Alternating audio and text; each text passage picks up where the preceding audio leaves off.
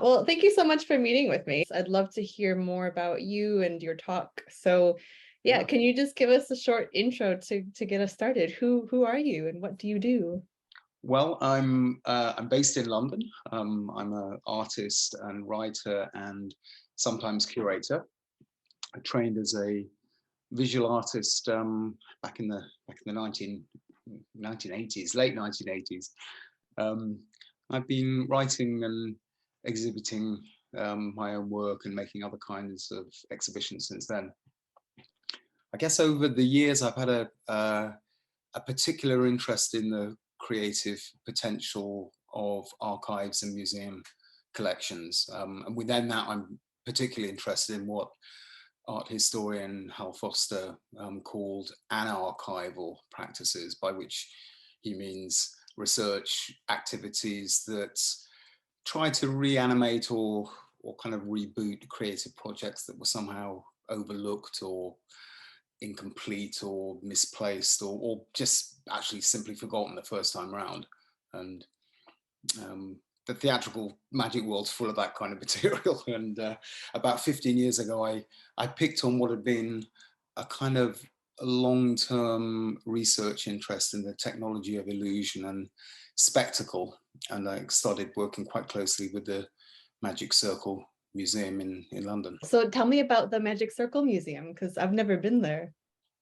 Well, it's essentially a membership club for theatrical magicians. It was founded in 1905, basically as a space where performers could get away from their audiences and share ideas and perform for each other and generally promote an art that kind of for better or worse relies on a degree of secrecy to be effective as a theatrical form. During the 20th century, the club moved from and to about 16 different locations across London before it ended up at its final HQ in London. They finally raised enough money in the mid-90s to buy a building near to Euston Station. And that's now a kind of weekly meeting place for the members. And the building's there's a club room and a fully equipped theatre and pretty extensive library and archive, and then this amazing museum collection that dates back to the club's origins, and one item of which I'm going to be talking about.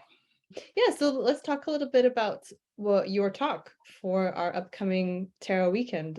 I'm going to be talking about the tarot deck of Austin Osman Spare, who I'm sure many of those who are listening to this will know as an early 20th century English artist and mystic.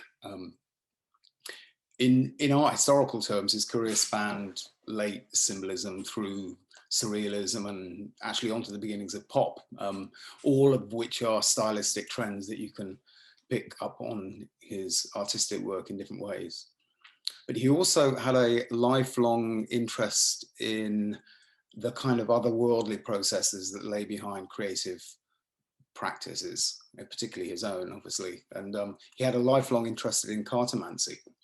And I'm mainly going to be talking about that aspect of his work, and specifically about a deck of fortune telling cards that he hand painted in around 1906 and which ended up in the Magic Circle's museum.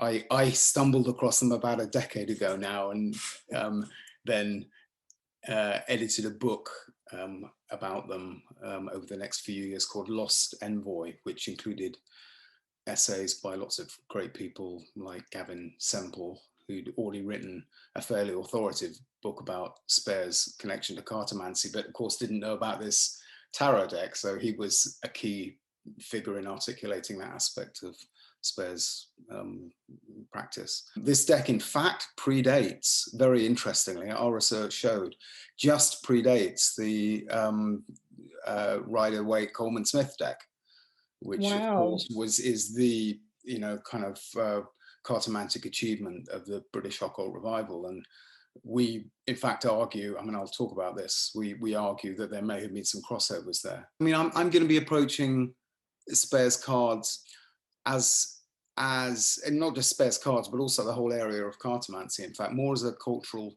historian rather than as a reader or as a practitioner as such. I mean, that doesn't mean I'm not interested in what happens when two people or, just one person sits down with a deck of iconographically powerful and rich images. I mean, that's a fascinating parallel for me with what happens when two or more people, one or more people look at an artwork. I mean, it's the same interpretive processes happen there for me.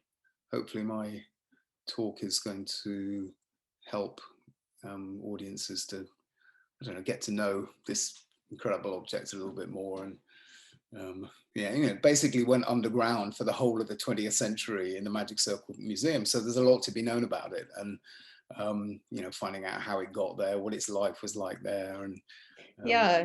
as well as some of its incredible features, because it really is quite an extraordinary experiment in cartomantic technology and imagery. You were the one who discovered it in the archives. Did you know what it was, or what did you have to kind of figure it out?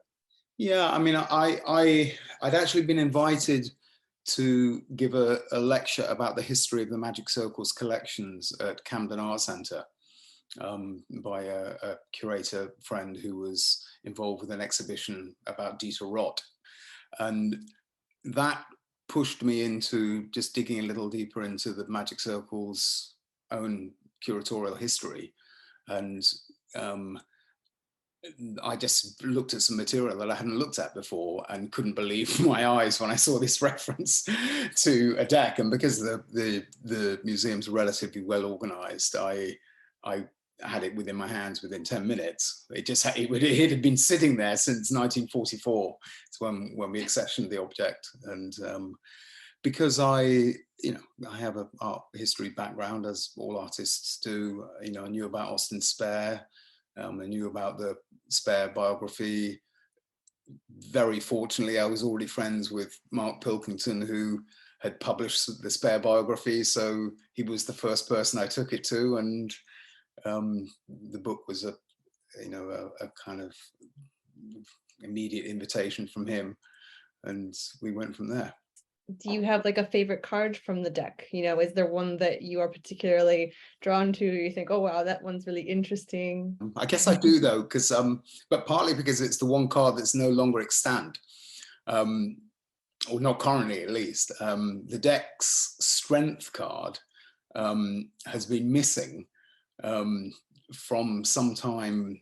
We think, well, it would have definitely been after 1968, before the mid 1990s, because we have a photograph of it around 1968, but the card itself, it is errant, and we have no idea where it is. But we know what it looks like. So that kind of that's a sort of added question mark inside an existing mystery. And I've actually made some artwork about that missing object, and in fact cast two actors to advocate, to speak the part of the two characters that are traditionally on the strength card, which is a woman cleaving open the jaws of a lion, as many of you will know. So I saw those two characters as narrators of their own state, where they might be. I suppose I've spent quite a bit of time advocating for that lost card, but boy, we'd love it back. I hope it turns up someday. Yeah.